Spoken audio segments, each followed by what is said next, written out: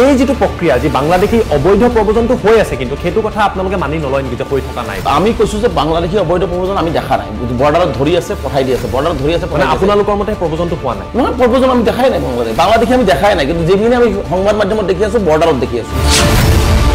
আৰু বাংলাদেশী শব্দটো যদি অসমত নাথাকে বহু ৰাজনৈতিক নেতাৰ ঘৰত মানে আমাৰ যেটো গ্যাস চৌকা নজলিব চুলা নজলিব বহু সংগঠনৰ নেতাৰ চুলা নজলিব মই স্পষ্টকৈ কৈছো এইটো কাৰণ বাংলাদেশী শব্দটো ব্যৱহাৰ কৰি এই দোকানটো চলায়ে এই শব্দটো ব্যৱহাৰ কৰিয়ে বহুতে আজি চলি আছে এই ৰাজনৈতিক আকাশ বতাক অসমৰ পৰিৱেশ অস্থিৰ কৰি আছে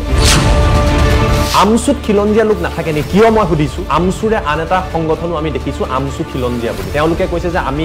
এই আমচুৰ লগত নাই আমি আমচু খিলঞ্জিয়া আপোনালোকৰ মাজতে মোৰ প্ৰথম প্ৰশ্ন আমচু খিলঞ্জিয়া কিয় কৰিবলগীয়া হ'ল আৰু গৰিয়া মৰিয়া যি সংগঠন আছে তেওঁলোকে কিয় আপোনালোকক নিজৰ বুলি মানি ল'ব পৰা নাই কিয় এই বিভদটো আহিছে কিয় আপোনালোকক বাংলাদেশী ৰক্ষক বুলি কৈছে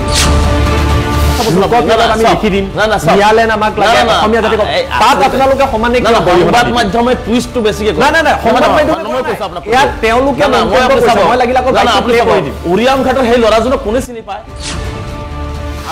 বিৰোধী প্ৰৱণতা মানুহৰ মাজত নাই যদি কিয় ওলাইছে এই ভিডিঅ'টো কৰি আমি মিয়া মই ভিডিঅ'টো আপোনাক লাগিলে দেখুৱাই দিম যুৱতী মিয়া বুলি কৈছে যিবিলাক ভাষা ব্যৱহাৰ কৰিছে সেই প্ৰৱণতাটো আমচু বাংলাদেশী ৰক্ষক নেকি বাংলাদেশৰ পৰা অবৈধ প্ৰব্ৰজন হৈছে নে নাই বাংলাদেশৰ পৰা অবৈধ প্ৰব্ৰজনৰ কথা মই এতিয়া ক'ব নোৱাৰো মিয়া শ্ৰমিক তালৈ গৈ আছে এয়া জনগাঁথনিৰ বাবে এয়া ভাবুকি হয় নে নহয় সেয়া আৰু এই সমগ্ৰ প্ৰক্ৰিয়াটোক লৈ আপোনাৰ প্ৰতিক্ৰিয়া শ্ৰমিক যাব নে শ্ৰমিকটো যাব তেওঁলোকে অসমৰ মুখ্যমন্ত্ৰী কোন তেওঁ কৈছে হাসিনা বেগম এজনক সুধিছে আপোনালোকৰ ক'ৰ পৰা আহিছে ৰাজধানী কি নাজানে অসমৰ কি নাজানে এই কথাবিলাক যেতিয়া আমাৰ সমাজৰ মাজত আহিব ক'ৰবাত মানুহৰ এটা প্ৰশ্নটো থাকিবই কিন্তু যেতিয়াই নিয়ালেণ্ডৰ কথা কোৱা হয় যেতিয়াই কয় যে অসমীয়া ভাষাক আমি মাইনৰিটি কৰি দিম সংগঠনৰ নেতাই কয় তাৰ পিছত আমি বাংলা ভাষা লিখি দিম অসমীয়া জাতিটো ইমান দুৰ্বল নেকি আপোনালোকৰ প্ৰতি এটা অভিযোগ বিভিন্ন দল সংগঠনে বা বিজেপিৰ তৰফৰ পৰা কোৱা হয় যে আপোনালোকে ধৰ্মীয় দৃষ্টিকোণেৰে এই বস্তুটো কিয় চায় সংখ্যালঘু বা মুছলমান লোকসকলকে টাৰ্গেট কৰা বুলি কিয় কয় যদি কৰবাত এনেকুৱা ধৰণে চৰকাৰী মাটিত বকি যদি তেওঁলোকে একেবাৰে তেওঁলোকৰ জনবিন্যাসটো পৰিৱৰ্তন কৰাব বুলি অনুভৱ হৈছে মই ভাবো সেই কথাখিনি আলোচনাৰ জৰিয়তেও কৰিব পাৰি কিন্তু ধৰ মাৰ এই ধৰণৰ পৰিৱেশ কিয় এই ধৰণৰ পৰিৱেশে অসমখনৰ এটা সুস্থিৰ পৰিৱেশ সৃষ্টি কৰিব না ভয় সংখ্যা মানুহৰ পৰা দূৰ হ'ব বনাঞ্চল সত্ৰৰ মাটি মন্দিৰৰ মাটি যুক্তিসংগত হয় জানো এনেকৈ আপোনাক দিলে বুলি আপুনি লৈ ল'ব নহয় বাংলাদেশীৰ নামত ভাৰতীয় নাগৰিকক অত্যাচাৰ কৰি থাকিব ভাৰতীয়ক অত্যাচাৰ কৰি থাকিব ভাৰতীয়ক বদনাম কৰি থাকিব এজন অসমীয়াক তেওঁলোকে বাংলাদেশী শব্দ ব্যৱহাৰ কৰিব পুছবেক কৰিব ভাৰতীয় নাগৰিকক পুছবেক কৰি আকৌ ঘূৰাই আনিব এই ধৰণৰ অপমান কিয় কৰিব যিবিলাক মানুহে তেওঁলোকক বহুৱাইছে তেওঁলোকৰ বিৰুদ্ধে কোনো এটা একশ্যন লোৱা নাই তাৰোপৰি উৰিয়াম ঘাটত ধৰ্মীয় মেৰুকৰণ কৰা হৈছে উৰিয়াম ঘাটত সম্পূৰ্ণ ধৰ্মীয় মেৰুকৰণ কৰা হৈছে উৰিয়াম ঘাটৰ বনাঞ্চলটো যদি বিজেপিৰ কাৰ্যালয় থাকিব পাৰে তেনেহ'লে বেলেগ মানুহ থকাত আপত্তি আছে ৰেজাউল কৰিম চৰকাৰেও সংখ্যালঘু মানুহখিনিৰ আবেগ ব্যৱহাৰ কৰি বা আমচু প্লেটফৰ্মটো ব্যৱহাৰ কৰি নেতা হোৱাৰ সপোন দেখিছে নমস্কাৰ টাইমেটৰ বিশেষ অনুষ্ঠান আনকাটলৈ মই জ্যোতিদীপ বৈশ্যই আপোনালোকক স্বাগতম জনাইছো আজি আমাৰ মাজত এই অনুষ্ঠানত এগৰাকী অতিথি আছে যিগৰাকী ব্যক্তিক লৈ অসমৰ প্ৰেক্ষাপটত যথেষ্ট চৰ্চা চলি থাকে তেখেত হৈছে আমচুৰ সভাপতি ৰেজাউল কৰিম চৰকাৰ আজি ৰেজাউল কৰিম চৰকাৰক আমি কিছু প্ৰশ্ন কৰিম অসমৰ সাম্প্ৰতিক পৰিস্থিতি আৰু প্ৰেক্ষাপটক লৈ প্ৰথমতে আপোনাক টাইমেটৰ অনুষ্ঠানলৈ স্বাগতম জনাইছো আৰু অনুষ্ঠানৰ প্ৰথমতে মই আপোনাৰ পৰা জানিব বিচাৰিছো বৰ্তমান সময়ত অসমত কেইবাটাও বিষয়ক লৈ কেইবাটাও প্ৰসংগক লৈ চৰ্চা চলি আছে সেয়া লাগিলে উচ্ছেদৰ অভিযান হওক মিয়া প্ৰসংগ হওক মোৰ প্ৰথম প্ৰশ্নটো হ'ল উচ্ছেদ অভিযান ৰাজ্যত চলিছে এই সমগ্ৰ অভিযানক লৈ আমচুৰ স্থিতি কি সব প্ৰথম কথা হৈছে মই অসমবাসী ৰাইজক এটা কথা স্পষ্ট কৰি দিব বিচাৰিছো যে আমি কেতিয়াও উচ্ছেদ বিৰোধী নহয় কিন্তু অসমত যি ধৰণে অমানৱীয়ভাৱে ধৰ্মীয় সংখ্যালঘুসকলক টাৰ্গেট কৰি যি ধৰণে ভাৰতীয় নাগৰিকসকলক উচ্ছেদ কৰা হৈ আছে এই উচ্ছেদৰ আমি বিৰোধিতা কৰিছো য'ত মানৱতা ভুলণ্ডিত হৈছে য'ত মানুহৰ সপোনৰ ঘৰখন ভাঙি দিয়া হৈছে য'ত শিশুক তেওঁলোকৰ অধিকাৰৰ পৰা বঞ্চিত কৰা হৈছে য'ত শিক্ষাৰ অধিকাৰৰ পৰা বঞ্চিত হৈছে য'ত মানুহ আজি নাখাই আছে য'ত আজি প্লেষ্টাইন সদৃশ পৰিৱেশ গাজা সদৃশ পৰিৱেশত মানুহ জীয়াই আছে তেনেকুৱা এটা পৰিৱেশৰ আমি বিৰোধিতা কৰিছো আমি বাৰে বাৰে অসম চৰকাৰক আহ্বান জনাই আহিছিলো যে আপোনালোকৰ যদি চৰকাৰী ভূমিত কোনো মানুহ চৰকাৰী ভূমিত মানুহ এনে থাকিবলৈ নাযায় চৰকাৰী ভূমিত নিশ্চিতভাৱে সেই মানুহখিনি ভূমি নথকাৰ কাৰণে বা ভূমিহীন হোৱাৰ বাবে গৰাখহনীয়াৰ কবলত পৰি হওক বা প্ৰাকৃতিক দুৰ্যোগৰ কাৰণে কাৰণতে হওক ভূমিহীন হোৱাৰ বাবে আচলতে চৰকাৰী মাটিত জীৱন নিৰ্বাহ কৰিব মানুহ গৈছিলে গতিকে চৰকাৰক যদি সেই ভূমিখিনি লাগে চৰকাৰে আলাপ আলোচনাৰ জৰিয়তে পিছপিনে দি মানুহক আক্ৰমণ কৰাৰ পৰিৱৰ্তে মানুহক সকলো ধৰণৰ অধিকাৰৰ পৰা বঞ্চিত কৰাৰ পৰিৱৰ্তে আলোচনাৰ জৰিয়তে এই ভূমি লৈ যদি মানুহখিনিক এটা সংস্থাপনৰ ব্যৱস্থা কৰি দিলেহেঁতেন মই ভাবোঁ যে অসমৰ কোনো মানুহে ইয়াত বিৰোধিতা নকৰিলেহেঁতেন কিন্তু কেৱল মাত্ৰ এটা ৰাজনৈতিক উদ্দেশ্য আগত ৰাখি অসমৰ মুখ্যমন্ত্ৰী ডাঙৰীয়াই ৰাজনৈতিক লাভালাভৰ কাৰণে ধৰ্মীয় সংখ্যালঘুসকলক টাৰ্গেট কৰি এটা সহজ টাৰ্গেট তাৰমানে ধৰ্মীয় সংখ্যালঘুক টাৰ্গেট কৰিলে মানে কথা কোৱা মানুহে তেওঁলোকে দুৰ্বল শ্ৰেণীৰ মানুহ গতিকে এই ধৰণৰ তেওঁ ভাবি আৰু হিন্দু মুছলিম পলাৰাইজেশ্যনটো বহুত ধুনীয়াকৈ কৰিব পাৰে গতিকে এই কথাবোৰবিলাক চিন্তা কৰি তেওঁ আচলতে টাৰ্গেট কৰিয়েই এই ধৰণৰ উচ্ছেদবিলাক চলাইছে আৰু উচ্ছেদো কৰা হৈছে য'ত উচ্ছেদ হৈছে মই দেখিছোঁ ধৰ্মীয় মেৰুকৰণেৰে উচ্ছেদ কৰা হৈছে গতিকে আমি সেইকাৰণে এইবিলাকৰ বিৰোধিতা কৰিছোঁ যে উচ্ছেদ যদি হয় ধৰ্মীয় মেৰুকৰণেৰে কিয় হৈ আছে উচ্ছেদ যদি কৰা হৈছে তেনেহ'লে সেই মানুহখিনি সংস্থাপন দিয়া হ'ল নে নাই সেই মানুহখিনি যিহেতু অসমৰ বাসিন্দা অসমতে থাকিব কাৰণ তেওঁলোকক উচ্ছেদ কৰি দিব কাইলৈ বিভিন্ন ঠাইত তেওঁলোকে পৰিভ্ৰমী থাকিব নেকি তেনেকৈ এখন অসমৰ ৰাজ্য আগুৱাই যায় নেকি এখন ৰাজ্যত কোনোবাই উচ্ছেদৰ ফলত নাখাই ৰাস্তাত পৰি তিৰপালৰ তলত থাকিব আৰু মুখ্যমন্ত্ৰী ডাঙৰীয়াই এচি ৰুমত বহি থাকিব তেনেকুৱাটো হ'ব নাপায় মুখ্যমন্ত্ৰী ডাঙৰীয়াৰ প্ৰথম দায়িত্বৰ কৰ্তব্য হৈছে চৰকাৰী মাটিও তেওঁ খালী কৰি লওক কিন্তু এই মানুহখিনিও যাতে ৰাস্তাত নাখাই থাকিবলগীয়া নহয় এই মানুহখিনি যাতে শিক্ষাৰ পৰা বঞ্চিত নহয় এই মানুহখিনি যাতে তেওঁলোকৰ ভাৰতীয় সংবিধানে দিয়া অধিকাৰৰ পৰা বঞ্চিত নহয় সেইখিনিও লক্ষ্য কৰিব লাগিব কিন্তু সেইখিনি মুখ্যমন্ত্ৰীয়ে কৰা নাই তাৰ বিৰুদ্ধে আমি কৰিছোঁ কিন্তু এটা প্ৰশ্ন থাকিব এতিয়া চৰকাৰী ভূমি বনাঞ্চল ভিজিআৰ পিজিআৰত যদি চাই শেহতীয়াকৈ মুখ্যমন্ত্ৰীয়েও তথ্য দিছে বা বিজেপিৰ তৰফৰ পৰা বিভিন্ন জাতীয় দল সংগঠনে কৈ আছে যে বিস্তীৰ্ণ এলেকা দখল কৰা হৈছে উৰিয়াম ঘাটত এজন মানুহৰ লগত 500 বিঘা পৰ্যন্ত মাটি আছে বুলি কোৱা হৈছে তামোলৰ তাত বাগান খোলা হৈছে এটা প্ৰশ্ন উত্থাপিত হৈছে কোনোবাই যদি আপুনি যিদৰে কৈছে যে গৃহহীন ভূমিহীন কাৰণেহে তেওঁলোকে চৰকাৰী ভূমিত গৈছে এজন মানুহৰ লগত 100 বিঘা 200 বিঘা পৰ্যন্ত তামোলৰ বাগান গৈ বনাঞ্চলৰ মাজত খোলাটো কিমান দূৰ যুক্তিসংগত বুলি ভাবে প্ৰথম কথা হৈছে যে বনাঞ্চলত আচলতে বনাঞ্চল দখল কৰাটো এটা অপৰাধ আৰু বনাঞ্চল কোনো দখল কৰিব নালাগে এইটো মই স্পষ্টকৈ কৈছোঁ কিন্তু বনাঞ্চলত আজি মুখ্যমন্ত্ৰীয়ে সঁচা কথাবিলাক নকয় মুখ্যমন্ত্ৰীয়ে মিছাৰ আশ্ৰয় লৈ কোৱাৰ কাৰণে আচলতে কথাবিলাকৰ ডাঙৰকৈ লেঠাবিলাক লাগিছে মুখ্যমন্ত্ৰীক মই বাৰে বাৰে স্পষ্ট কৰিব কৈছিলোঁ যে মুখ্যমন্ত্ৰী ডাঙৰীয়া এটা কথা স্পষ্ট কৰক যে উৰিয়াম ঘাটৰ বনাঞ্চলত কোনে থাকিব পাৰে আৰু কোনে থাকিব নোৱাৰে উৰিয়াম ঘাটৰ বনাঞ্চলটোত যদি বিজেপিৰ কাৰ্যালয় থাকিব পাৰে তেনেহ'লে বেলেগ মানুহ থকাত আপত্তি ক'ত আছে আৰু উৰিয়াম ঘাটৰ যিসকলে যে আমাৰ তামোলৰ বাগানৰ কথা কৈছে শ বিঘা মাটি দখলৰ কথা কৈছে মুখ্যমন্ত্ৰী ডাঙৰীয়াই শ্বেতপত্ৰ প্ৰকাশ কৰি দিয়ক না নামখিনি ওলাই যাওক না কাৰ কিমান বিঘা তামোলৰ বাগি আছে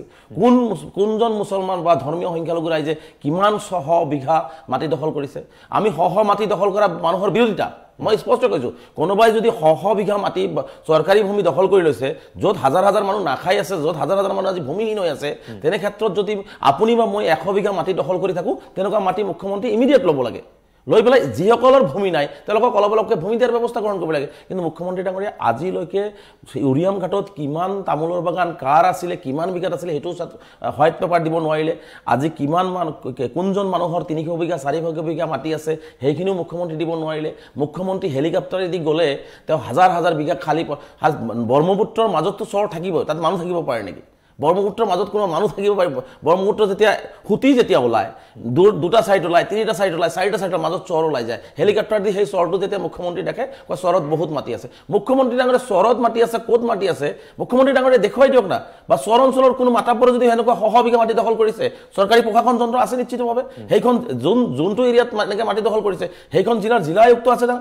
কিন্তু বনাঞ্চল যিটো এতিয়া আপুনি কৈছে যে জিলা আয়ুক্ত আছে বনাঞ্চলৰ ভিতৰত মাটি দখল কৰাৰ পিছত চৰকাৰে একশ্যন লৈছে গতিকে কোনোবাই হয়তো বন বিষয়াই হয়তো দিছিলে তেওঁলোকক সোমাবলৈ তাৰ ওপৰত একশ্যন লোৱা হৈছে তেওঁলোক তাৰ পৰা আঁতৰি যাব লাগে কাৰণ বনাঞ্চল তেওঁলোকে দখল কৰিব নোৱাৰে এই ক্ষেত্ৰতো যেতিয়া উচ্ছেদটো চলে আপোনালোকৰ প্ৰতি এটা অভিযোগ বিভিন্ন দল সংগঠনে বা বিজেপিৰ তৰফৰ পৰা কোৱা হয় যে আপোনালোকে ধৰ্মীয় দৃষ্টিকোণেৰে এই বস্তুটো কিয় চায় সংখ্যালঘু বা মুছলমান লোকসকলকে টাৰ্গেট কৰা বুলি কিয় কয় চাওক সেই মানুহখিনিতো খোজকাঢ়ি সেই বনাঞ্চলত যোৱা নাছিলে কোনে লৈ গ'ল সেই মানুহখিনিক সেইখিনি মানুহৰ ওপৰত মুখ্যমন্ত্ৰী ব্যৱস্থা কিয় নলয় আজি বাৰে বাৰে যে কয় যে সত্ৰৰ মাটি বেদখল হৈছে সত্ৰৰ মাটি বেদখল হোৱাটো কোনো পদ্ধতিতে মই মানি ল'ব নোৱাৰোঁ সত্ৰই হওক মছজিদে হওক নামঘৰে হওক কি আপোনাৰ এই মন্দিৰে হওক এইবিলাকৰ মাটি দখল কৰাটো সহ্যকৰ বিষয় নহয় কিন্তু সেই যে তাতে যে মাটিবিলাক কোনে বিক্ৰী কৰে সেইখিনি মানুহৰ বিৰুদ্ধে মুখ্যমন্ত্ৰীয়ে প্ৰথম একশ্যনটো লৈ দেখুৱাই দিয়ক না উচ্ছেদটো চলিছে একশ্যনটো একশ্যন মানুহখিনি যোন দালালে তেওঁলোকক বহালে সেই দালালবিলাকক এজন সাধাৰণ মানুহ যেতিয়া গৰাখহনীয়াৰ কবলত পৰে বা ভূমিহীন হয় বা এটা পৰিয়ালৰ অলপ ভূমি আছে আৰু ভাইৰ ভূমি নাই সেই মানুহজনক যেতিয়া আপুনি বা মই যাই ক'ম যে এই মাটিটো আপোনাক 50,000 1 লাখ টকা দিলে আপুনি এই মাটিখিনি ল'ব পাৰিব নিশ্চিতভাৱে মানুহটো অলপ ভালকৈ চলিবৰ কাৰণে সেই মাটিটো ল'ব যাবনে নাই নিশ্চিতভাৱে যাব মুখ্যমন্ত্ৰী সেইখিনিৰ ওপৰত ব্যৱস্থা কিয় কিন্তু বনাঞ্চল সত্ৰৰ মাটি মন্দিৰৰ মাটি যুক্তিসংগত হয় জানো এনেকৈ আপোনাক দিলে বুলি আপুনি লৈ লব নহয় নহয় নহয় এতিয়া চাওক কৰবাত সত্ৰৰ মাটি আছে সেই মাটিখিনি মই এজন সাধাৰণ মানুহ মই গম নাপাওঁ যে এইটো সত্ৰৰ মাটি হয় সেইটো বনাঞ্চলৰ মাটি হয় বোলে এইটো পিজিআৰ ভিজিআৰ হয় মানুহখিনিতো মই কৈছো অজ্ঞতাৰ কাৰণেতো বহুত মানুহ আজি এনেকুৱা ঠাইত বসবাস কৰিবলৈ কোনো মানুহ পৃথিৱীৰ কোনো মানুহে নিবিচাৰে যে চৰকাৰৰ অত্যাচাৰৰ বলি হওক কোনো চৰকাৰী মাটিত থাকক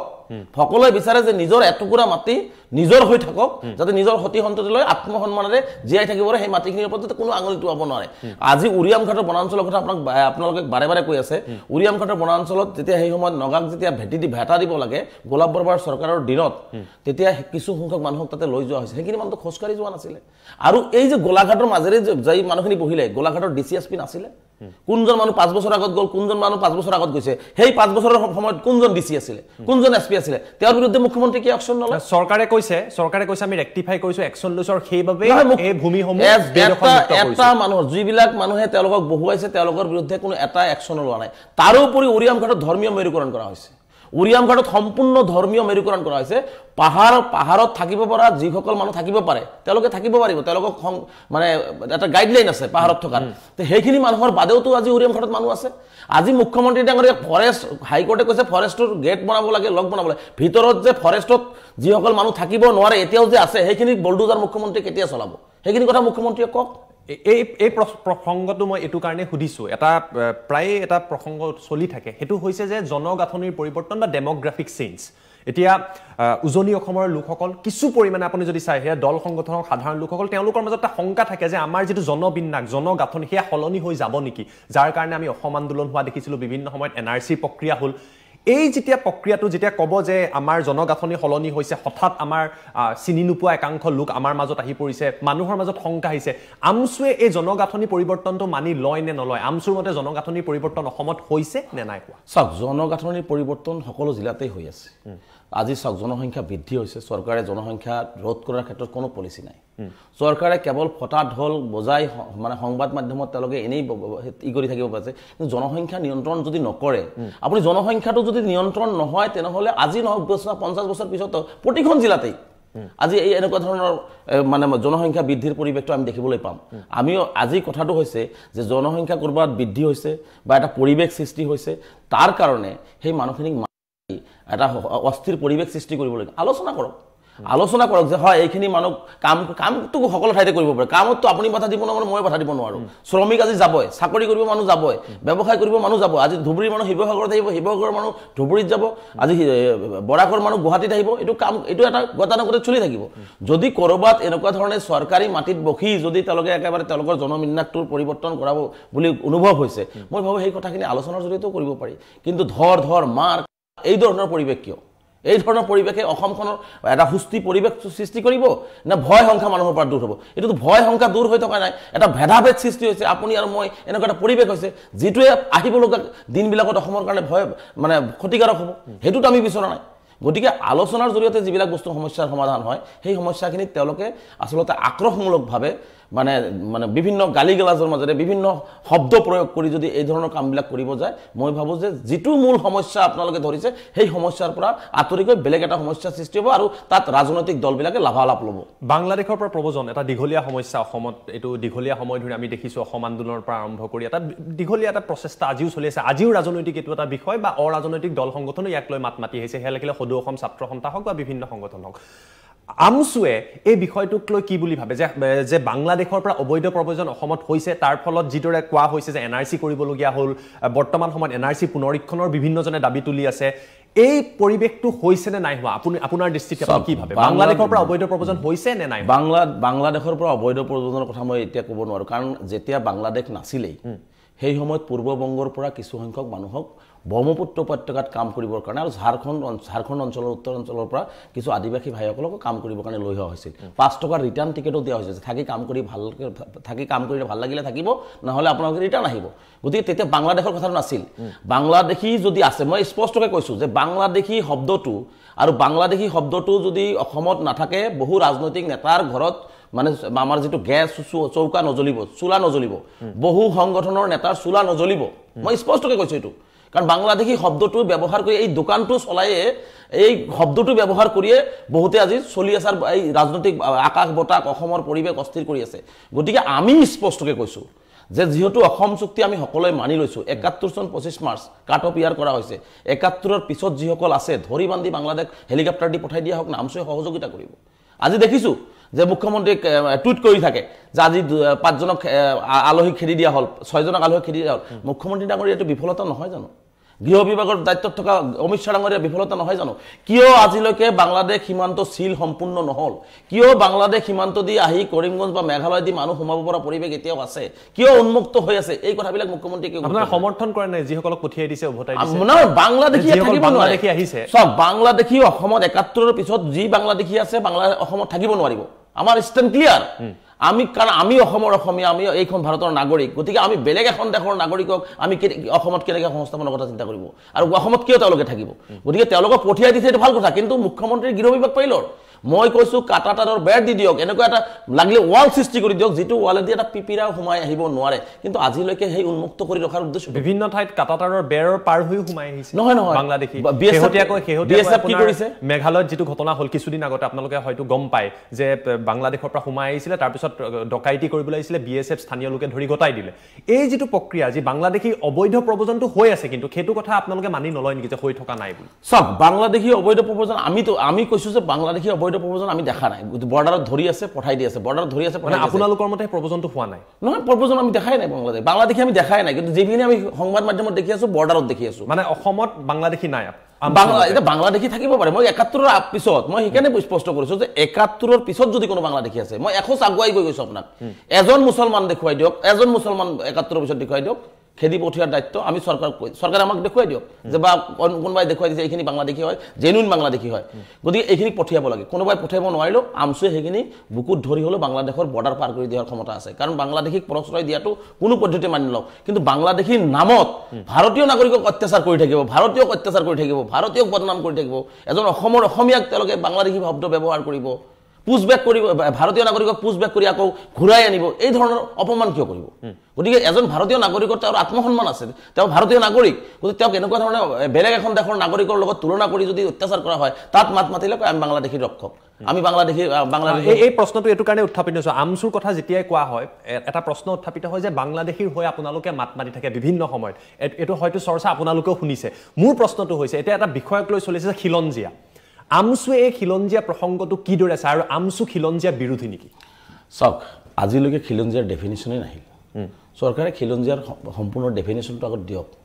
এতিয়া মানে মুখ্যমন্ত্ৰী ডাঙৰীয়া কেইদিনমান আগতে দেখিলোঁ মুখ্যমন্ত্ৰী ডাঙৰীয়া নিজেও কয় মই নিজেও খিলঞ্জিয়া নহয়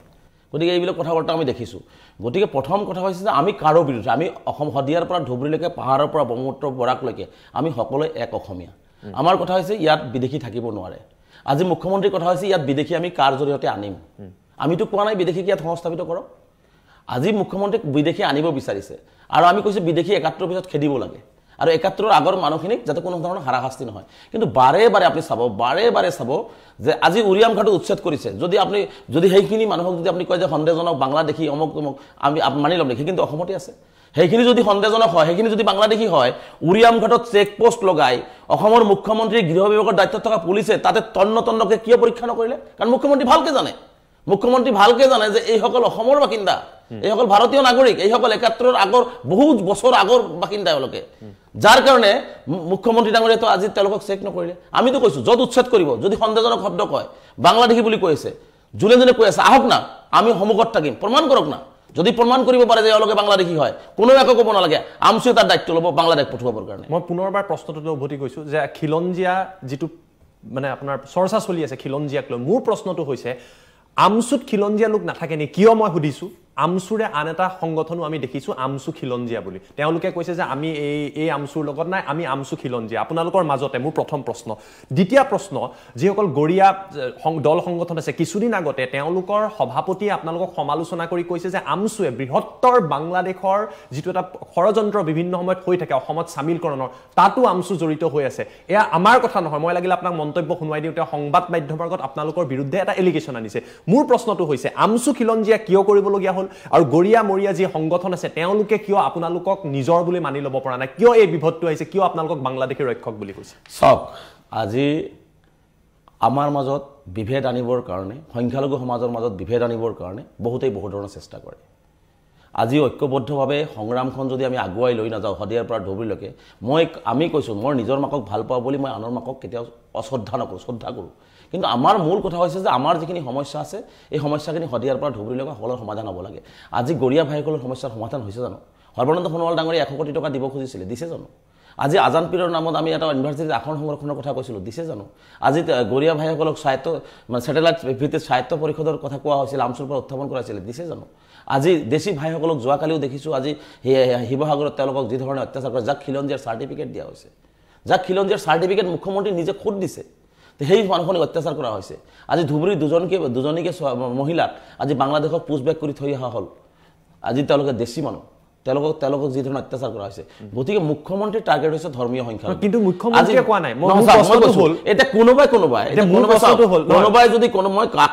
মই কাকো সমালোচনা কৰিব যোৱা নাই কোনোবাই যদি কাৰোবাৰ চুটুলিপি মতে কৰবাত যদি কিবা কৰিছে মোৰ ক'বলগীয়া একো নাই মই আমচুৰ যেহেতু সংবিধান মতে মই ধুবুৰীৰ পৰা হদিয়ালৈকে বৰাকৰ পৰা ব্ৰহ্মপুত্ৰলৈকে অসম আৰু অসমীয়াৰ হৈ কাম কৰিছোঁ লগতে সংখ্যালঘু জনগণৰ আৰ্থ সামাজিক শৈক্ষিক উত্তৰণৰ কাৰণে আৰু সংখ্যালঘু সমাজৰ যিখিনি মূল সমস্যা আছে সেইখিনি সমাধানৰ কাৰণে আমি চেষ্টা কৰিছোঁ তাত কোনোবাই আমাক বেয়া পায় তাত কোনোবাই যদি আমাক ভাগ কৰিব বিচাৰিছে কাৰণ যিবিলাকে ভাগ কৰিব বিচাৰিছে তেওঁলোকেও মোৰ এটা সময়ত সতীৰ্থ আছিল কিয় কৈছে নকৈছে সেইবিলাক তেওঁলোকক সুধিলে পাব মই ক'বলৈ নাযাওঁ গৰীয়া বা যিসকল সংগঠন কৰিছে তেওঁলোককো মই ক'বলৈ নাযাওঁ খালি এটা কথাই ক'ম যে মুখ্যমন্ত্ৰী ডাঙৰীয়াৰ টাৰ্গেটটো হৈছে ধৰ্মীয় সংখ্যালঘুসকলক তেওঁক অন্যায়ভাৱে অত্যাচাৰ কৰা গতিকে কথাখিনি আমি অসম বিৰোধী নহয় আমি অসমৰ সকলো জাতি জনগোষ্ঠীৰ বিৰোধী নহয় আমি সকলো ঐক্যবদ্ধৰে এটা বৃহত্তৰ অসমীয়া জাতি গতিকে আমি এই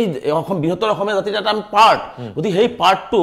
যদি ভাঙি থানমান কৰি আমাৰ শক্তিটোক দুৰ্বল কৰিবৰ কাৰণে একাংশ চেষ্টা কৰে কিন্তু তেওঁলোকৰ অভিযোগটো হৈছে আপোনালোকে যিদৰে মুখ্যমন্ত্ৰীক বাৰে বাৰে সমালোচনা কৰিছে আপোনালোকৰ গণতান্ত্ৰিক অধিকাৰ তাত ক'বলগীয়া নাই কিন্তু তেওঁলোকে কৈছে যে যেতিয়াই বাংলাদেশী বা সন্দেহযুক্ত বাংলাদেশী বা অবৈধ প্ৰব্ৰজনকাৰী প্ৰসংগ আহে মই লাগিলে বাদ্য এই অনুষ্ঠানৰ মাজত বজাই দিম তেতিয়াই আমচুৱে জাঙুৰ খাই পৰে বুলি তেওঁলোকে কৈছে আৰু ইয়াক গৰীয়া সংগঠনৰ তৰফৰ পৰা কোৱা হৈছে বা আমচু খিলঞ্জীয়াই কৈছে যে আমি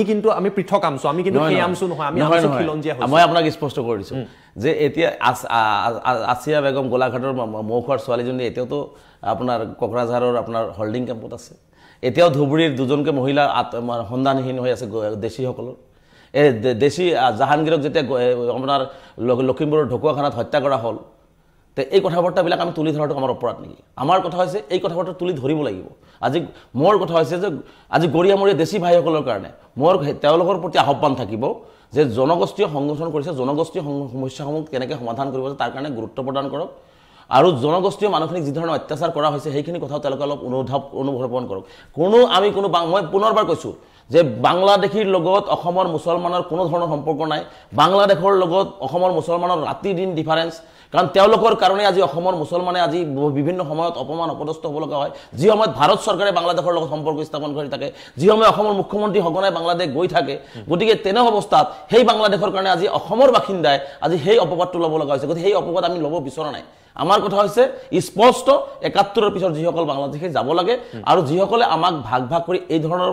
মাজলৈ ঠেলি দিব বিচাৰিছে মইতো আপোনাৰ মাজত ভাগ কৰা নাই আজি আপোনালোকৰ মাজতো বিভিন্ন ভাগ আছে মানে জাতিগতভাৱে জনগোষ্ঠীয়ভাৱে ভাগ আছে আমিতো সেইটো ক'ব যোৱা নাই কিন্তু আমাৰ মাজত আপোনালোকে বাৰে বাৰে এইটো কথা কিয় কয় গতিকে আমি কোৱা নাই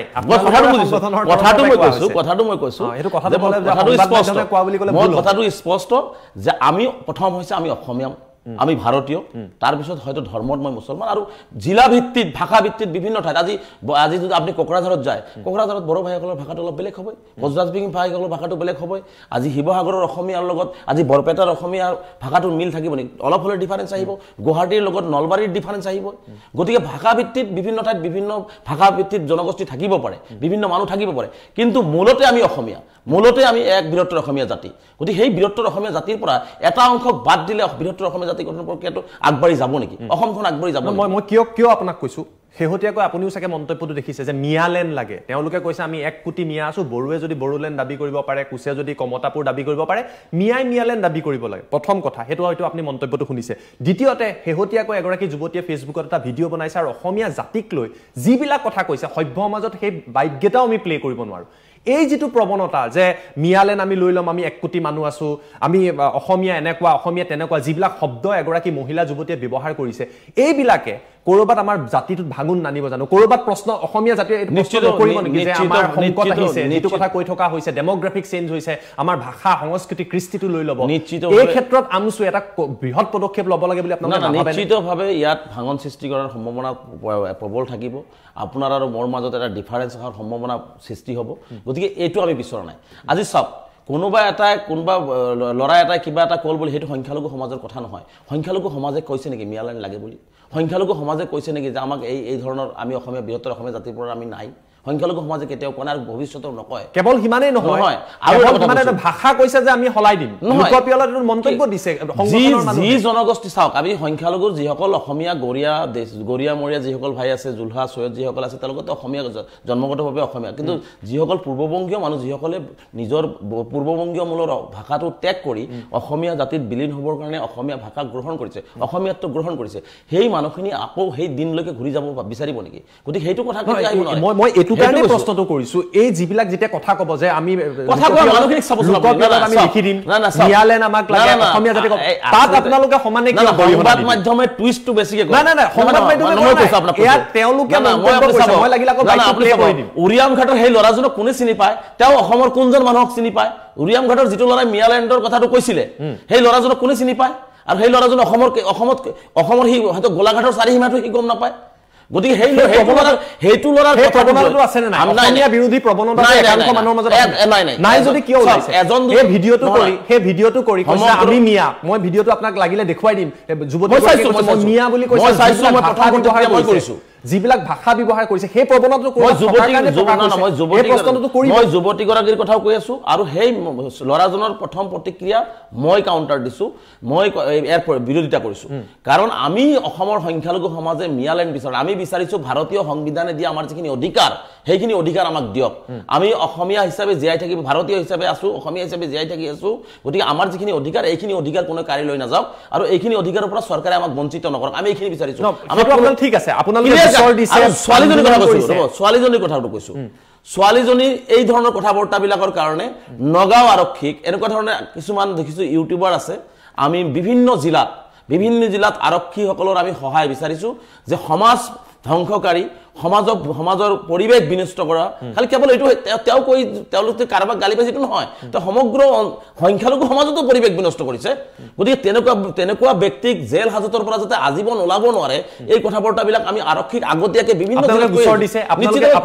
লগত গোচৰ দিয়া আছিল এইজন ছোৱালীটো আমি নতুনকে দেখিছো এইজন দেখা নাই ইয়াৰ আগতে বহু ইউটিউবাৰৰ কেছত আমি গোচৰ দিছো ধৌবুৰীত গোচৰ দিছো কিন্তু তেওঁলোকক এৰেষ্ট কৰা মিয়ালেণ্ডক আমছুৱে গোচৰ দিছে নহয় চাওক এজন মানুহ মোৰ প্ৰশ্নটো হৈছে চাওক মই কিয় এই প্ৰশ্নটো কৰিছো যেতিয়া চৰকাৰে উচ্ছেদ চলাই অমানৱীয় উচ্ছেদ আপোনালোকে গণতান্ত্ৰিক প্ৰতিবাদ কৰে গোচৰ দিয়ে সকলো দেখিছে অসমীয়াৰ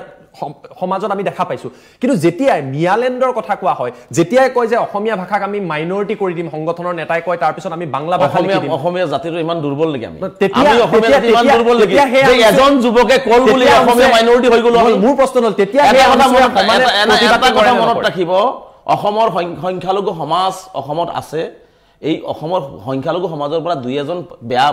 মনোবৃত্তিৰ মানুহে দুই এটা কথা কল বুলিয়ে সংখ্যালঘু সমাজৰ কথা নহয় অসমীয়া জাতি ইমান দুৰ্বল নহয় কাৰণ অসমীয়া জাতিক বিভিন্ন জাতি জনগোষ্ঠী এই সংমিশ্ৰণতে এটা বৃহত্তৰ অসমীয়া জাতি তাৰো এটা আমি পাৰ্ট গতিকে এনেকুৱা দুৰ্বল জাতি আমি নহয় গতিকে সেই দুই এজনৰ কথাত এই ধৰণৰ মানে অসমৰ যে কিবা ক্ষতি হ'ব এইটো নহয় কিন্তু যিসকলে কয় সেইটো এটা পৰিৱেশ বেয়া কৰে এইটো মই কৈছো সংখ্যালঘু সমাজক মই আহ্বান জনাইছো তেনেকুৱা ব্যক্তিৰ পৰা আমি আঁতৰত থাকিব লাগে তেনেকুৱা ব্যক্তিৰ পৰা আমি মানে তেনেকুৱা ব্যক্তিৰ কথাত আমি প্ৰশ্ৰয় দিব নালাগে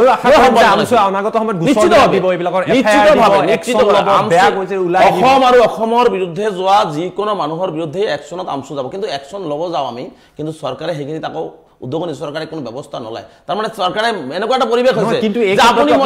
গালি পাৰিব মই আপোনাক গালি পাৰি থাকিম হৈ থাকক চৰকাৰৰ লাভ পলাৰাইজেশ্যন হৈ গ'ল চৰকাৰৰ লাভ হ'ল হিন্দু মুছলমান হৈ গৈছো আমি হিন্দু মুছলমান বিচৰা নাই আমি বিচাৰিছো অসমীয়া এক অসমীয়া জাতি গতিকে সেইটো চৰকাৰে আকৌ বিচাৰি থকা নাই যিটো হিমন্ত বিশ্ব শৰ্মা ডাঙৰীয়াই আজি কৈ আছে নহয় যে অসমীয়া জাতি অসমীয়া মানুহ আমি ভয় খাইছে ভয় খাইছে মুখ্যমন্ত্ৰী তেওঁ কোৱা কথা নহয় মই কিয় কৈছো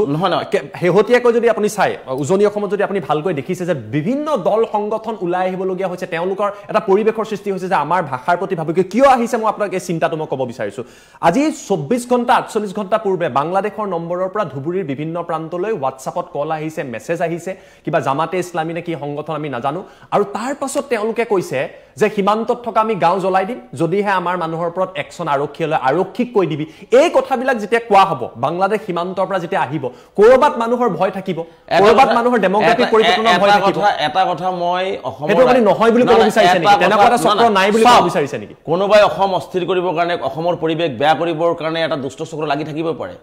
আৰু এই চক্ৰবিলাকে সদায় অসমখনত বা ভাৰতবৰ্ষত যি মোৰ কথা হৈছে ভাৰতবৰ্ষৰ আভ্যন্তৰীণ মানে বিষয়ত যিসকলে বাহিৰৰ পৰা মাত মাতে তেওঁলোকৰ বিৰুদ্ধে ভাৰত চৰকাৰ অসম চৰকাৰ কঠোৰ হ'ব লাগিব আলহী হিচাপে বৰ্ডাৰত ধৰিছো আলহী হিচাপে পঠাই দিলে নহ'ব তেওঁলোকে বাংলাদেশকো বুজাই দিব লাগিব বৰ্ডাৰত বিএছএফে বুজাই দিব লাগিব যে বাংলাদেশৰ মানে আমাৰ ইণ্ডিয়াৰ মানে 1 ইঞ্চি মাটিত তেওঁলোকৰ ভৰি থলে ভৰি নাথাকিব গুলিৰে কৰা হ'ব এই পৰিৱেশ সৃষ্টি কৰিব লাগিব গতিকে কোনোবাই এটা কথা মই স্পষ্টকৈ অসমবাসী ৰাইজক কৈছো সীমান্ত অঞ্চলত যোন অঞ্চলত মুছলমান লোক আছে বাংলাদেশটো দূৰৰ কথা বাংলাদেশৰ কোনো এটা মানুহে আমাৰ অসমৰ 1 ইঞ্চিও ক্ষতি কৰিব নোৱাৰে বিএছএফ পুলিচ বাদে দিয়ক আমাৰ সেই সীমান্ত অঞ্চলত থকা স্বাভিমানী ভাৰতীয় অসমীয়াসকলেই যথেষ্ট বাংলাদেশক এহখিনি দিবৰ কাৰণে গৃহ বিভাগৰ মুখ্যমন্ত্ৰী বিফল হ'ব পাৰে অমিত শাহ ডাঙৰীয়া বিফল হ'ব পাৰে কিন্তু সেই সীমান্ত অঞ্চলত থকা স্বাভিমানী অসমীয়া ভাৰতীয় যিসকল আছে যদি বাংলাদেশে যদি চকু দেখুৱাই নহয় চকু উঠাই তেওঁলোকৰ চকু আকৌ বাংলাদেশত বস্তাত ভৰাই পঠাই দিব আমচক গোচৰ দিব এনেকুৱা ঘটনাবিলাক নিশ্চিত হৈ গোচৰ কিয় নিজৰ দেশত কোনোবাই আক্ৰমণ কৰিব হ'ব নিজৰ দেশৰ মানুহক কোনোবাই ভাবুকি দিব কাৰণ এইখন দেশ আপোনাৰ যেনেকুৱা আপোন মোৰে আপোন গতিকে এইখন দেশৰ প্ৰতি আপোনাৰ যিমান শ্ৰদ্ধা আছে যিমান দায়িত্ব আছে মোৰো সমান শ্ৰদ্ধা আৰু দায়িত্ব আছে গতিকে এইখন দেশক কোনোবাই আঙুলি তুলিব এইখন দেশক মানে কোনোবাই আহি তাতে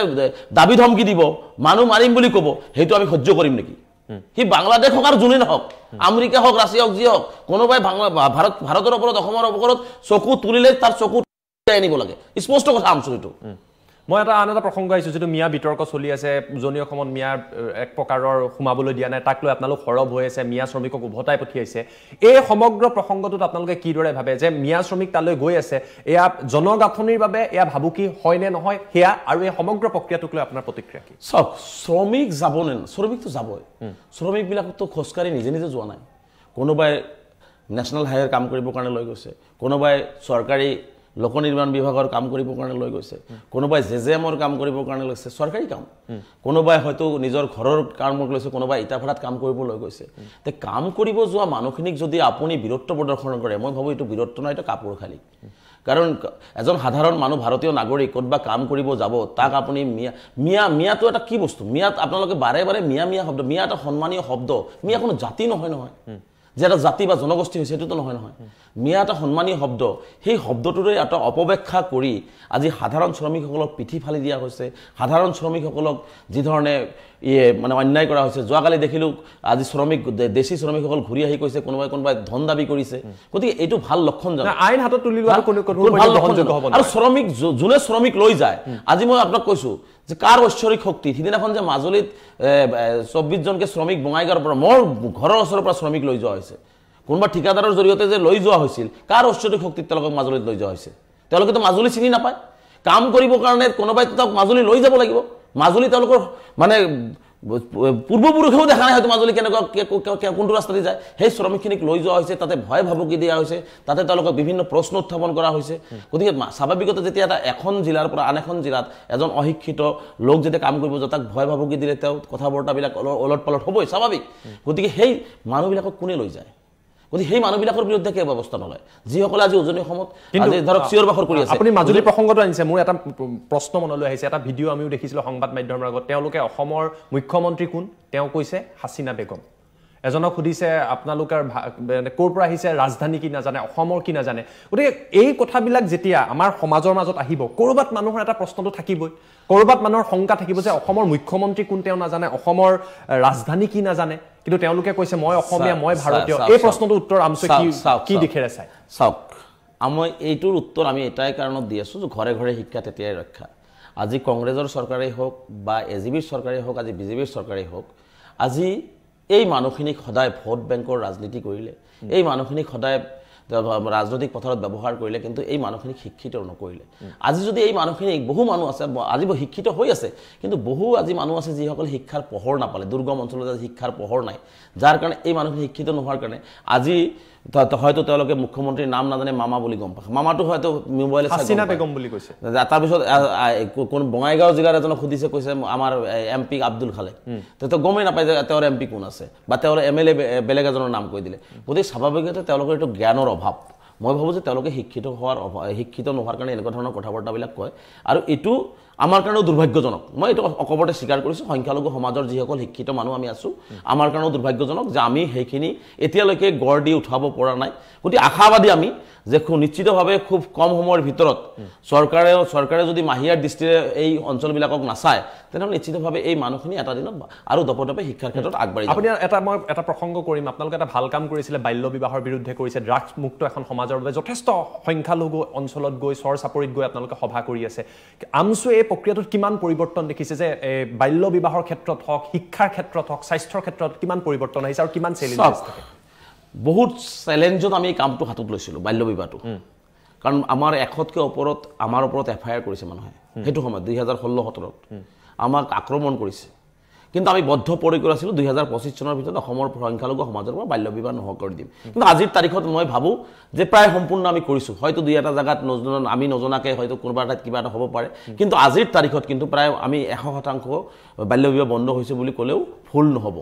আৰু শিক্ষাৰ ক্ষেত্ৰতো আমি শিক্ষাৰ ক্ষেত্ৰতো যথেষ্ট পৰিমাণে কষ্ট কৰি আছোঁ যে আমি যিকোনো মূল্যৰ বিনিময়ত শিক্ষিত হ'ব লাগিব কাৰণ শিক্ষিত হ'লেহে ফৰেষ্টত যে মানুহ থাকিব নাপায় ফৰেষ্টত যে মানুহ থকা নাযায় এই কথাটো কেতিয়া গম পাব তেতিয়া তেওঁ শিক্ষিত হ'ব তেওঁ গম পাব যে না আচলতে ফৰেষ্ট এটা তেওঁলোকৰ ৰিজাৰ্ভেশ্যন আছে ফৰেষ্টত মানুহ সোমাব নোৱাৰে ফৰেষ্টত মানুহ থাকিব নোৱাৰে গতিকে এই যে কথা বাৰ্তাবিলাক বা চৰকাৰী আঁচনি যে আজি মানুহখিনি পাই থকা নাই প্ৰতাৰণাৰ বলি হৈছে যেতিয়া শিক্ষিত হ'ব তেওঁলোকে এইখিনি কথা বুজি পাব গতিকে যাৰ কাৰণে আমি ঘৰে ঘৰে শিক্ষা তেতিয়াহে ৰক্ষাৰ শ্লোগানেৰে আজি 3 বছৰৰ পৰা কাম কৰি আছোঁ আৰু 3 বছৰত আপুনি এটা পৰিৱৰ্তন আমি দেখিছোঁ যে এটা পৰিৱৰ্তনৰ আশা আমি দেখিছোঁ যে হয়তো আৰু 4-5 বছৰ লাগিব যে এই পৰিৱৰ্তনখিনি কৰিবৰ কাৰণে আমি এই কাৰণেই চেষ্টা কৰি আছোঁ যাতে আমাৰ মাজত আপোনাৰ মাজত এটা ভেদাভেদ নাথাকক উজনি নামনি নাথাকক সকলো মানুহ শিক্ষিত হৈ সকলো মানুহে নিজৰ মৰ্যাদা বুজি পায় সকলো মানুহ নিজৰ কথাখিনি বুজি পায় যাতে সকলোৱে এটা বৃহত্তৰ অসমীয়া জাতি বা অসমখনক বা ভাৰতবৰ্ষখনক যাতে বিশ্বৰ দৰবাৰত মানে চিনাকি দিয়াৰ ক্ষেত্ৰত যাতে সংখ্যালঘু সমাজৰ যাতে এটা অগ্ৰণী ভূমিকা থাকে তাৰ কাৰণে কাম কৰি আছোঁ আৰু আমি আশাবাদী যে আৰু ড্ৰাগছ মুক্ত সমাজ গঢ়িবৰ কাৰণে আমি চেষ্টা কৰিছোঁ কিন্তু আমি পুলিচৰ পৰা সহায় পোৱা নাই মই স্পষ্টকৈ কৈছোঁ পুলিচে এই ক্ষেত্ৰত যথেষ্ট ঢিলা পুলিচে যথেষ্ট কাৰণ ড্ৰাগছত চাব আপুনি ড্ৰাগছ যেতিয়া ধৰে ড্ৰাগছত কম পৰিমাণৰ ড্ৰাগছ থাকিলে কিন্তু আপোনাৰ কোৰ্টে তেওঁক বেল দিব লগা হয় গতিকে ড্ৰাগছ বহু ক্ষেত্ৰত দেখিছোঁ যে পুলিচে অলপ সপা ঢিলা নীতি লোৱাৰ বাবে ড্ৰাগছবিলাক কিন্তু আজিও চলি আছে গতিকে আমি আশা কৰিম যে অসম আৰক্ষীয়ে আৰু অধিক কঠোৰ ব্যৱস্থা গ্ৰহণ কৰক চৰকাৰে শিক্ষাৰ ক্ষেত্ৰত গুৰুত্ব দিয়ক জন্ম নিয়ন্ত্ৰণত চৰকাৰে কাৰণ বিয়াগুম এটা স্বাস্থ্য বিভাগ আছে যি সময়ত সংখ্যালঘু সমাজত জন্ম নিয়ন্ত্ৰণৰ কথা ক'লে বহু মানুহে অলপ পাইছিলে সেই সময়তো কিন্তু ডক্টৰ ইলিয়াছ আলীয়ে কিন্তু চহৰ অঞ্চল বিভিন্ন অঞ্চলত গৈ মানে জন্ম নিয়ন্ত্ৰণৰ কথা কৈছে আৰু সংখ্যালঘু সমাজে কিন্তু মানি লৈছে আজিৰ যিটো আজিৰ প্ৰজন্মত এটা বা দুটা সন্তান আছে গতিকে এইটোৱে যদি আমি কণ্টিনিউ আৰু 10 বছৰ যদি আমি মানুহৰ মাজত লৈ যাব পাৰোঁ কাম কৰিব পাৰোঁ যে এই যে আপোনালোকৰ এটা পৰিৱৰ্তন দেখিছে জনগাঁথনিৰ পৰিৱৰ্তন বা এই শংকা এইবোৰ আঁতৰ হ'ব লগতে আৰু এটা কাম চৰকাৰে কৰিব লাগিব যিসকল গৰাখহনীয়া প্ৰতি বছৰ গৰাখহনীয়া হয় সেই গৰাখহনীয়া পীড়িত মানুহখিনিক য'ত গৰাখহনীয়া হয় তাতেই তেওঁলোকক সংস্থাপনৰ ব্যৱস্থা কৰা হওক নহ'লে তেওঁলোকে ক'ৰবাত চৰকাৰী মাটিত বহিব কালি তাৰ পৰা উচ্ছেদ কৰি দিব আকৌ পৰিভ্ৰমী চৰাইৰ দৰে তেওঁলোকে অসমতে থাকিব যিহেতু অসমৰ বাসিন্দা মই বাৰে বাৰে চৰকাৰক এইটো কথাই কৈছোঁ যে তেওঁলোকে পৰিভ্ৰমী চৰাই হোৱাতকৈ তেওঁলোকক স্থায়ী ঠিকনা দিয়া হওক স্থায়ী ঠিকনাটো যেতিয়া দিয়া হ'ব তেতিয়া সেই মানুহজন আৰু বেলেগলৈ যাবলৈ চিন্তা নকৰিব তেওঁ নিজৰ স্থায়ী ঠিকনাটো থাকিব আৰু এই শংকাবিলাক নোহোৱা হ'ব আৰু হয় এটা প্ৰশ্ন এনআৰচিৰ প্ৰসংগটো মই এইটো কাৰণে উত্থাপন কৰিছোঁ আমছুৰ কথা যেতিয়াই কয় এনআৰচিৰ পাইলট প্ৰজেক্টৰ বৰপেটাৰ সেই ঘটনাটো আহি যায় বিভিন্ন সময়ত আপোনালোকে সমালোচনাৰ এইটো সন্মুখীন হয় যে সেই সময়ত আপোনালোকৰ সংগঠনে হয়তো আপুনি তেতিয়া নাছিলে বা আন কিছু নেতৃত্ব আছিলে তেওঁলোকে বাধা দিছিলে এই প্ৰশ্নটো এই কাৰণে উত্থাপিত হৈছে যে অসমৰ জনতাৰ মাজত আজিও কৰবাত প্ৰশ্ন আছে যেতিয়াই বাংলাদেশৰ কোনো ঘটনা বা বাংলাদেশী ইছ্যুক লৈ কোনো এটা পদক্ষেপ লৈ তাত কৰবাত আমছুৱে বাধা দিবলৈ চেষ্টা কৰে নেকি মই দুটা কথা ক্লিয়াৰ কৰিছোঁ আমি বাংলাদেশীৰ ইছ্যুটো য'ত আহে আমি বাধা দিয়াৰ কোনো চেষ্টা নকৰোঁ যেতিয়া বাংলাদেশীৰ ইছ্যুটো আৰু সন্দেহজনক আৰু বাংলাদেশী শব্দবোৰ লৈ যেতিয়া 71ৰ আগৰ ভাৰতীয় নাগৰিকৰ ওপৰত অন্যায় কৰা হয় তাত আমি মাত মাতোঁ আৰু মই 1000 বাৰ মাত মাতিম তাত মোক যদি কোনোবাই কিবা ৰক্ষক বুলিও কয় তাত মোৰ ক'বলগীয়া নাই আপত্তি কৰিবলগীয়া নাই কৈ থাকক কিন্তু ৭১ৰ আগৰ মানুহখিনিক যদি কোনোবাই হাত দি কথাবিলাক কয় আঙুলি তুলি কথা কয় তাত মই মাত মাতিম কিন্তু ৭১ৰ পিছত যিসকল আছে তাক তালি টোপোলা বান্ধি পঠাই দিয়ক সহযোগিতা কৰিম আজি এনআৰচিৰ ক্ষেত্ৰৰ কথা কৈছো এনআৰচি যেতিয়া ফৰ্মখন বিতৰণ কৰা হৈছে মানুহে বহু ধৰণে বহু কথা কয় সেই নেতৃত্বৰ সন্মুখৰ পৰা ময়ো দিছিলোঁ আব্দুৰ ৰহিম আহমেদৰ লগত মই নেতৃত্ব সভাপতি আছিল মই সাধাৰণ সম্পাদক আছিলোঁ গতিকে মই সন্মুখৰ পৰা নেতৃত্ব দিছোঁ সেই সময়ত বাৰে পাছে আমি ফৰ্মখনত ভুল দেখিছিলোঁ আমি কৈছিলোঁ এনএছকে চেণ্টাৰ হ'ব লাগে আমি কৈছিলোঁ যে মানুহখিনি এছ ডি চি অফিচত আহি ফৰ্ম ফিল আপ কৰিটো এটা হাহাকাৰ পৰিৱেশৰ সৃষ্টি হ'ব এইবিলাক কৰিব লাগে যিকেইটা ডকুমেণ্টছ দিয়া হৈছিল তাতেও বহু ধৰণৰ ভুল আছিল এই কথাবৰ্তাবিলাক কৈ আমি মুখ্যমন্ত্ৰী তেতিয়া প্ৰায়ত মুখ্যমন্ত্ৰী তৰুণ গগৈ ডাঙৰীয়াক আমি বাৰে বাৰে অনুনয় বিনয় কৰিছিলোঁ যে আপুনি এইখিনি বস্তু ঠিক কৰি দিয়ক চৰকাৰে যেতিয়া ঠিক কৰি নিদিল তেতিয়া আমি গণতান্ত্ৰিক আন্দোলন কৰিলোঁ আৰু গণতান্ত্ৰিক আন্দোলন কৰিব যাওঁতে পৰিকল্পিতভাৱে অসম পুলিচে আমাৰ ওপৰত ফায়াৰিং কৰিছে আমাৰ ৩জনকে মানুহ শ্বহীদ হৈছে ১৫০তকৈ মানুহ অধিক আহত হৈছে গতিকে তাতে আমাক ভুল ব্যাখ্যা কৰা হয় যে এনআৰচিত আমিহে মানে গণ্ডগোল কৰিলোঁ আমি গণ্ডগোল কৰা নাই গণ্ডগোল অসম চৰকাৰে কৰিছে যাৰ কাৰণে অসম চৰকাৰে তৎকালীনভাৱে সেই কামটো ষ্টপ কৰি কেবিনেট সাব কমিটিত কেইবাবাৰো মিটিং কৰি সেই ভুল শুধৰাই এনএছকে চেণ্টাৰৰ পৰা আৰম্ভ কৰি যিকেইটা দাবী সাধাৰণ জনতাই সদিয়াৰ প্ৰতিজন মানুহৰে উপকাৰ হৈছেতো সাধাৰণ জনতাই যিখিনি বিচাৰিছিলে সেইখিনি তেওঁলোকে মানি লৈ সেই এনআৰচিৰ কামটো আৰম্ভ কৰিছে মানে ক'ব বিচাৰিছিলে বৰপেটা কাণ্ডত আমচুৰ কোনো ভূমিকা নাছিল সব আমি আন্দোলন গণতান্ত্ৰিক আন্দোলন কৰিব কৈছো জিলা আয়ুক্তগৰাকী জিলা উপায়ুক্তগৰাকী আমি অনুৰোধ কৰিছো আপুনি তললৈ আহক আমাৰ মেমৰিয়েল যিবিলাক ফুটেজ আমি বিভিন্ন সময়ত দেখি থাকো শিলগুটি দলিওৱা হওক বাহন জ্বলাই দিয়া হওক এই সমগ্ৰ প্ৰক্ৰিয়াটো আছে গতিকে সেই কাৰণে মই আজি আপোনাক স্পষ্টভাৱে কৈছো কৰবাত মানুহৰ মাজত এটা শংকা আছে যে আমচু বাংলাদেশী ৰক্ষক নেকি মানুহৰ মাজত শংকা এটা থাকিব নালাগে মানুহে বহু ধৰণে বহু কথা ক'ব আপোনাৰ আজিৰ এই কথাবৰ্তাখিনিতো আপুনি চাব যে আপোনাৰ আমাক বহু ধৰণে বহু কথাই ক'ব কিন্তু আমি এটা কথা স্পষ্ট যে আমি বাংলাদেশী খেদাৰ নামত বাংলাদেশীৰ পক্ষৰ নামত আমাৰ আমচুৰ কোনো ধৰণৰ ভূমিকা ইয়াত নাই আমচু স্পষ্ট কথা বাংলাদেশী যাব লাগে ৭১ৰ আগৰ যিমান বাংলাদেশী যাব লাগে আৰু বাংলাদেশীৰ লেভেল লগাই যি ভাৰতীয় নাগৰিকক আজি জুপুৰি ঘৰ এটা দেখিলেই আপুনি চাব জুপুৰি ঘৰ এটা দেখিলেই কিবা কাৰণত দুখীয়া মানুহ এজন জুপুৰি ঘৰ উঠাইছে সেইটোকে যদি কেমেৰাত জুম কৰি কোৱা যে সন্দেহজনক নাগৰিক আজি সেইজন মানুহক পৰীক্ষা নকৰাকে সন্দেহজনক নাগৰিক তেওঁ আহি দখল কৰিছে এই কথাটো ক'লেতো আমাৰো দুখ লাগে না গতিকে সেইজন ভাৰতীয় নাগৰিকতো হ'ব পাৰে সন্দেহজনক যদি হৈছে তাক সন্দেহজনকে পৰীক্ষা আৰু সন্দেহজনক বাংলাদেশী কৈ আজিলৈকে পঠাব কিয় নোৱাৰে পৰীক্ষা কৰি প্ৰমাণ কিয় কৰিব নোৱাৰে মই আকৌ কৈছো আপোনাৰ এই অনুষ্ঠানত যে যদি মুখ্যমন্ত্ৰী ডাঙৰীয়াই আমিতো হাজাৰবাৰ পৰীক্ষা দিছোঁ আৰু যদি কিবা মেচিন আছে মেচিন লৈ আহক মানুহখিনি সোমাই পৰীক্ষা কৰক কাৰণ আমি পৰীক্ষা দি হেক কৰি হেক পৰ্যায়ত পাইছো আৰু আমি পৰীক্ষা নিদিও এসআইআৰ আহি আছে কি না স্পষ্ট আৰু পৰীক্ষা নিদিও আমি এসআইআৰ চাওক ইয়াত অসমত আমি এনআৰচি বিচাৰিছো ভাৰতবৰ্ষৰ বিভিন্ন ৰাজ্যত এনআৰচি বিচৰা নাই গতিকে ইয়াত আমাৰ ইয়াতে যেহেতু এনআৰচি হৈ গৈছে সুপ্ৰিম কোৰ্টৰ মানে তত্ত্বাৱধানত হৈ গৈছে আমি ভাৰত চৰকাৰৰ গৃহ মন্ত্ৰালয় বৈদিক মন্ত্ৰালয় মানি লৈছে সুপ্ৰিম কোৰ্টৰ এইটো মান্যতা দিছে তেনে ক্ষেত্ৰত এসআইআৰৰ ইয়াত প্ৰয়োজনীয়তাই নাই এনআৰচি পুনৰীক্ষণৰ দাবী উত্থাপন হৈ আছে চাওক এনআৰচিৰ পুনৰীক্ষণ ইতিমধ্যে হৈ গৈছে আৰু কোনোবাই আগতীয়াকৈ পুনৰীক্ষণৰ দাবী কৰিছিল সেই কেছবিলাক ২০২৪ চনতে সকলো কেছ নিষ্পত্তি কৰি দিছে ৫জনীয়া বিচাৰপীঠে গতিকে তেনে ক্ষেত্ৰত আৰু যিটো হৈ গৈছে গতিকে সেই হৈ যোৱা বস্তুটোক এতিয়া আমাৰ এসআইআৰ যদি কৰিব লগা মই কৈছোঁ এসআইআৰ যদি কৰিব লগা হয় এনআৰচিত যিসকলৰ নাম আছে তেওঁলোকক পোনপটীয়াকৈ তেওঁলোকৰ ভোটাৰ লিষ্টৰ নাম হ'ব যিসকল ১৯ লাখ মানুহৰ নাম বাদ পৰিছে তেওঁলোকে এতিয়ালৈকে আইনী সহায় পোৱাই নাই তেওঁলোকক আইনী সহায় দিব লাগিব সুপ্ৰিম কোৰ্টে কৈ থৈছে ৰিজেকশ্যন স্লিপ দিব লাগিব তেওঁলোকক আইনী সহায় দিব লাগিব আইনী সহায়ত যদি তেওঁলোকে প্ৰমাণ কৰিব নোৱাৰে তেওঁলোকক তাৰপিছত চৰকাৰে ব্যৱস্থা গ্ৰহণ কৰিব গতিকে সেইখিনিক আইনী ব্যৱস্থা নিদিয়ালৈকে ভোটাৰ লিষ্টৰ পৰা নাম কৰ্তন কৰিব নোৱাৰে এইখিনি কথা আমি উত্থাপন কৰিছোঁ মই অনুষ্ঠানৰ শেষলৈ আহিছোঁ কিন্তু মোৰ এটা প্ৰশ্ন আছে আৰু হয়তো বহু জনতাৰে প্ৰশ্ন থাকিব যে আমচুৰ আমি বহু আগৰ নেতা দেখিছোঁ যিসকলে কোনোবা ৰাজনৈতিক দলত গৈ এমএলএ হৈছে মন্ত্ৰী হৈছে বা যোগদান কৰিছে ৰেজাউল কৰিম চৰকাৰেও সংখ্যালঘু মানুহখিনিৰ আবেগ ব্যৱহাৰ কৰাই বা আমচুৰ প্লেটফৰ্মটো ব্যৱহাৰ কৰি নেতা হোৱাৰ সপোন দেখিছে নেকি চাওক মই কোনো ৰাজনৈতিক পৰিয়ালৰ পৰা অহা নাই মই এটা সাধাৰণ মধ্যবিত্ত পৰিয়ালৰ পৰা আহিছোঁ এজন শিক্ষকৰ সন্তান হিচাপে মই অসমৰ ৰাইজৰ হৈ কাম কৰিবৰ কাৰণে মই স্কুল লাইফৰ পৰাই কলেজ লাইফৰ পৰাই মই কাম কৰিছোঁ গতিকে তেনেকুৱা মানে আশা লৈ সংখ্যালঘু ৰাইজৰ আবেগ লৈ মই কোনো ৰাজনীতি কৰিব বিচৰা নাই সংখ্যালঘু ৰাইজৰ আবেগ লৈ মই খেলা কৰিব বিচাৰোঁ কাৰণ সংখ্যালঘু ৰাইজৰ আবেগ সংখ্যালঘু ৰাইজৰ চকু পানী মোৰ নিজৰ দেখিছোঁতো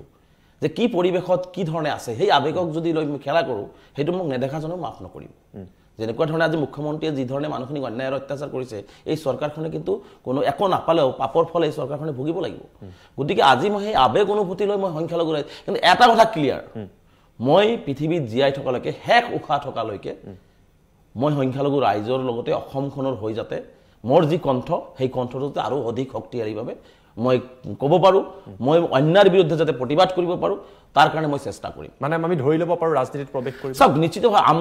আমচুৰ আমাৰ এটা সাংবিধানিক বয়স আছে 42 ইয়াৰ্ছ গতিকে মোৰ জানুৱাৰী মাহত মোৰ শেষেই হ'ব মই আমচুৰ পৰা বিদায় ল'ব লাগিব গতিকে বিদায় ল'বৰ গ'লে মই ৰাইজৰ হৈ যিহেতু মই কথা দিছোঁ যে জীৱনৰ শেষ দিনলৈকে মই সংখ্যালঘু সমাজৰ লগতে অসমৰ সাৰ্বাংগীন উন্নয়নৰ কাৰণে মোৰ কণ্ঠ মই দিব বিচাৰিছোঁ মই মোৰ কথাখিনি ক'ব বিচাৰিছোঁ প্ৰতিটো অন্যায়ৰ প্ৰতিবাদ মই কৰিব বিচাৰিছোঁ নিশ্চিত হয় মই কিবা এটাতো কৰিব লাগিব গতিকে সেইখিনি কথাও মই ভাবোঁ যে সংখ্যালঘু ৰাইজৰ লগত আলোচনা কৰি সংখ্যালঘু ৰাইজৰ পৰামৰ্শ লৈ অসমৰ বিভিন্ন বুদ্ধিজীৱী আছে অসমৰ মোৰ শুভাকাংক্ষী আছে তেওঁলোকৰ পৰামৰ্শ লৈ মই পৰৱৰ্তী পদক্ষেপ গ্ৰহণ কৰিম হয় ধন্যবাদ জনাইছোঁ ৰেজাউল কৰিম চৰকাৰ ডাঙৰীয়া আৰু আজি অনুষ্ঠানত তেখেতে বহু কথা ক'লে বহু প্ৰশ্ন আমি কৰিলোঁ যে আমচুৱে খিলঞ্জীয়াক লৈ কিভাৱে অসমীয়া জাতিৰ গঠনৰ প্ৰক্ৰিয়াক লৈ কিভাৱে সকলোখিনি কথাৰ তেওঁ উত্তৰ দিলে অনুষ্ঠানটো চাই কেনে পালে আৰু তেখেতৰ মন্তব্যক লৈ আপোনালোকে কি ভাবিছে সেয়া কমেণ্ট কৰি আমাক জনাবলৈ নাপাহৰিব ধন্যবাদ